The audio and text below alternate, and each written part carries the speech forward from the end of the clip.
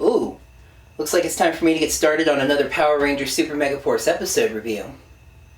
But you know, feeling a little bit scruffy.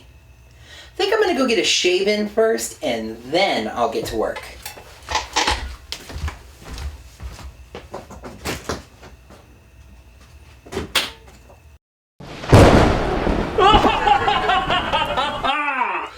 My love potion wasn't strong enough, so I'll just go straight to the source! What a cute little MacBook!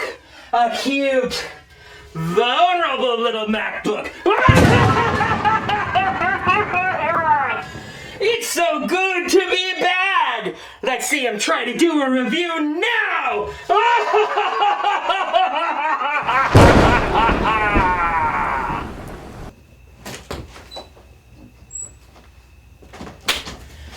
Ah, so fresh and so clean.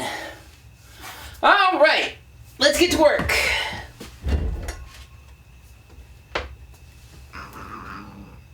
What? No! How am I supposed to do my review now? Hey, wait! Aha!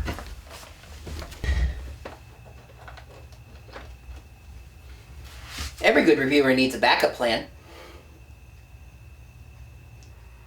Hey there, Ranger Faithful, and welcome to another Power Rangers Super Megaforce episode review. A little computer trouble can't keep me away. After a week off for Nickelodeon's Worldwide Day of Play, Power Rangers is back for the season. We're getting new episodes of Super Megaforce every Saturday until the finale. Speaking of which, some of you may have already seen that finale. For reasons that continue to escape me, international markets get ahead of the United States in airing Power Rangers and race to its conclusion. Despite starting later, Super Megaforce has already reached the end of its run in France and Russia. Now, while the French broadcasts are locked into French, the Russian broadcast included the English vocal track, allowing people in the United States to download and watch the episodes. So, am I going to be racing to the end of Super Megaforce? No. I like to think that I do my reviews for the average American viewer. Now, if you're watching this outside the United States, all the better. Thank you so much for watching, and please continue to do so. I'm just saying that I don't want to race ahead of the standard viewership of the show. It's kind of a case of just because I can, doesn't mean I should. If we get leaks, online airings, etc. a few days early, that's one thing. I just think that anybody who's already watched the finale now has just that much longer to wait until Dino Charge debuts next February. So my reviews will be following the airing schedule of the show. Speaking of which, let's jump right into episode 12, United as One. Prince Bakar is sick because he wasn't obnoxious enough already. Levira tells him that he's caught a human virus, a germ. Germs and viruses are not the same thing. And she has determined that an infusion of human happiness will cure him. So hey, remember that the next time that you get the flu. You don't need bed rest, soup, NyQuil. All you need is to get happy. And it just so happens the Armada has a monster that can collect human happiness in his staff, Desilar. In yet another example of confusing monster names and pronunciations, I spent most of this episode thinking it was Desilon. I did like his voice though. It had this frantic, hyperactive, let's get it done tone to it. The Rangers are walking around and encounter a wedding. Orion, oh, by the way, hi Orion, welcome back, doesn't know what it is. I know it might look different on Andresia, but you guys don't have weddings? Anyway, Desilar shows up and steals the bride's happiness. Or something. She seems fine. I mean, yes, she's unhappy, but she was just attacked on her own wedding day. She'd be unhappy anyway. The Rangers morph into Megaforce one Ranger at a time because it's easier to write 1 minute less an episode. Orion goes into Super Mega mode, and this does give us a nice original fight with the Megaforce Rangers and Orion. But then the other Rangers go Super Mega mode, and it's an Instamorph. I'm pretty sure the name of this show is Super Megaforce. Why give us a full Megaforce morph and then follow that with a Super Mega Insta? The Super Megaforce suits are the ones that we should be focusing on. In an interesting twist, Desolar can make himself grow by twisting the knob on his chest. He does so and the Rangers get in their Megazords. Orion says, "Together guys, follow my lead." Orion seems to have a real issue with making conflicting statements. Following does not equal together. The Rangers summon the Mystic Dragon, but Desolar has another surprise for them. He uses his dial to shrink down to fly size and jumps into the Q-Rex, invading it and taking it over. He then uses it to attack the legendary Megazord. He tries to jump over to the legendary Megazord, but the Rangers are waiting for him and start to chase him around, even on the outside of the Megazord. Desolar re-enters the Megazord through a lower panel, and we get an interesting original footage sequence of the innards of the Megazord. Here's the thing that gets me. When the skyship is in ship mode, this section is completely inaccessible, right? None of the walkways would be pointed in the right direction. Tiny villain crawls into the suit of one of the heroes cliche. Desolar blasts out of the side of the Megazord and escapes. Noah calls Tenso, on his legendary morpher by the way, and asks him to get the blueprints for the Megazord. It's a hole! Grab a giant plank! So, Jake and Gia are going to work on finding that plank, while Troy and Noah work on fixing the busted pipes. That leaves Emma and Orion with nothing to do, so Emma asks Orion if he would like to get married. I guess she got the idea that Jake belongs to Gia. No, obviously it's a trick to lure Desolar out. So we then see Emma and Orion at what is obviously the most fake wedding in the history of ever. There are no guests. There is no preacher. It's just Emma and Orion. But apparently Desolar was not the valedictorian of his Armada Academy class, because he falls for it. One thing that Super Megaforce has done really well is recreate memorable scenes from Gokaiger. We saw it before with Blade training Noah, and we see it here with Twirl and Shoot Emma. When Desolar busts into the church to try to steal her happiness, she shoots him and breaks his size-changing twisty knob. And when she blows the smoke off that gun, whew, that's a moment, isn't it? Ripping off what you're wearing to reveal normal clothes underneath cliche. Emma has a plan to catch this guy, and it's a plan, all right. She and Orion go through a series of costume changes, trying to fool Desolar into giving up his staff. First, she's a cheerleader, asking him to hold her pom-poms and saying that she'll hold his staff. Then she's a paramedic, saying she'll hang on to the staff while she's caring for Desolar. This gives him the opportunity to steal the ambulance, but he gets pulled over by Sheriff Emma and her deputy Orion. And he pulls over the ambulance because I have no idea. Ripping off what you're wearing to reveal normal clothes underneath cliche.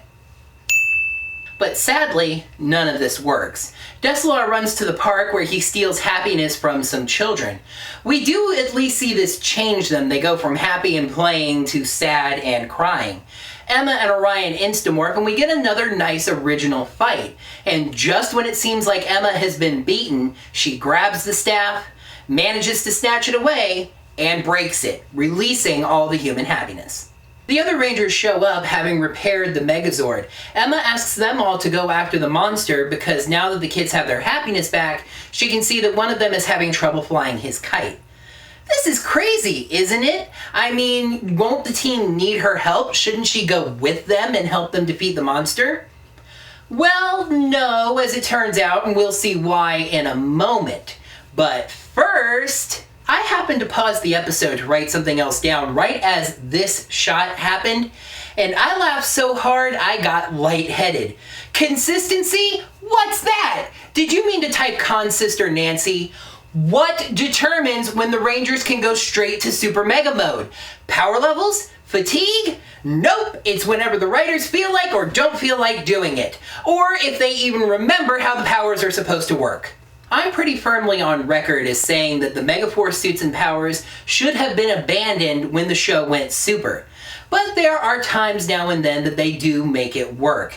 Emma helps the kid get his kite flying by using her wind drive card. That's a good use of Megaforce powers, and that was a nice touch. So then the reason for the Pink Ranger being absent reveals itself as the Rangers go legendary mode to Dino Thunder. Troy says, "Let's tap into the strength of our legendary prehistoric power," which does not make the first lick of sense. Dino Thunder had 5 Rangers, none of which were pink, so here we are. They filmed an original morph to replace this from Gokaiger. Good call. This is a minor nitpick, but the factory shot in the original morph and the Sentai footage are not well matched in this sequence. While I'm making minor nitpicks, throughout this battle, Troy keeps mentioning that using legendary powers is hard. He says things like, "I don't know how much longer we can maintain these powers," and "Uh-oh, I feel the powers weakening." Even when Orion activates the power of 6 to finish the deal, he says, "I think I have enough legendary juice to finish the job." These powers seem incredibly impractical. I know that they need a reason to keep the Megaforce powers around, though for the life of me I can't imagine why. But who would design a set of powers that are so incredibly taxing and draining? It's yet another inconsistency, and one that this show seems to love beating us over the head with. So Desilar must have been a very tough monster, because he takes Orion's final attack and the Rangers' double final strike, Super Mega Saber Blast, to finish off. They grow him up the old-fashioned way, and Gosei tells the Rangers that their mastery of the Dino Thunder powers has unlocked the Q-Rex's ability to combine with the legendary Megazord. This is another misstep for me. I'm not saying the show should do everything like Gokaiger, but on Gokaiger, their powers were a function of the legendary teams. They were able to combine their Megazords as a function of the Aba Ranger's grand power, not just because they used Aba Ranger. What I'm saying is that combining these two Megazords should be a function of their Dino Thunder powers, not just a video game-like achievement because they use them so well. I know this is a minor thing, semantics really, but it's an ongoing quibble I have with the way this show presents powers. So the Q-Rex and the legendary Megazord combine into the legendary Q-Rex Megazord, though combine may be too strong a word. Take the arms off the Q-Rex and put them on the legendary, though it is nice to see a Zord combination that leaves the girls' Zords where they are. They hit Desilar with the Super Mega Drill, which is apparently strong enough to knock him off balance. They then finish him off with the Q-Rex Transwarp attack, and we'll just pretend that that name makes any sort of sense. Orion shows the other Rangers pictures he took of Emma's costumes because Orion's morpher can take pictures. Somehow. Emma shows up with the entire picnic and a kite that she got for Orion. Gia tells Emma that she's an amazing person that knows how to make everyone happy. So don't give up on Jima just yet. In trying to sum up this episode, I asked myself, is it more frustrating when an episode is just bad, or when you can see glimpses of something good buried underneath the bad? There's a really good episode of Power Rangers buried somewhere in United as One, stuck underneath a bunch of confusing writing and mystifying decisions. The colors! Get them hoisted! Episode 12, United as One. Pros, nice original fights that mix Megaforce suits and Orion. Good character episode for Emma. Cons, continued confusing use of Megaforce suits and powers. Downplaying of Gokaiger suits in a season that focuses on them, and weird writing. Another up and down episode, United as One gets 3 flags out of 5. Way back when I started reviewing Super Megaforce, I said that this review series was not intended to be a comparison of Super Megaforce and Gokaiger. So this is going to sound weird. But this episode and the show as a whole have been at their best when they have copied Gokaiger. Noah's training in the woods, Emma's costume changes and her twirl shot, Those were original shots that were inspired by the Sentai, and they work, and they've been some of the best moments of this season. Also, Gokaiger handled its grand powers much better than Super Megaforce is handling its achievements? It's funny, there was a proposed adaptation style for Goseiger on YouTube that made it a video game world. And that seems to be how Super Megaforce handles its abilities. Everything is unlocked and achieved. Achievement: unlocked legendary Q-Rex Megazord. Defeat one monster using Dino Thunder legendary powers. I wonder what kind of gamer score you get for that. Well, another episode of Super Megaforce has fallen into the review bucket. Thank you so much for watching. If you liked this video, I'd appreciate it if you click that thumbs up button right down below to let me know. And if you're new here, I'd very much like it if you would subscribe. I make new Power Rangers Super Megaforce episode reviews every week.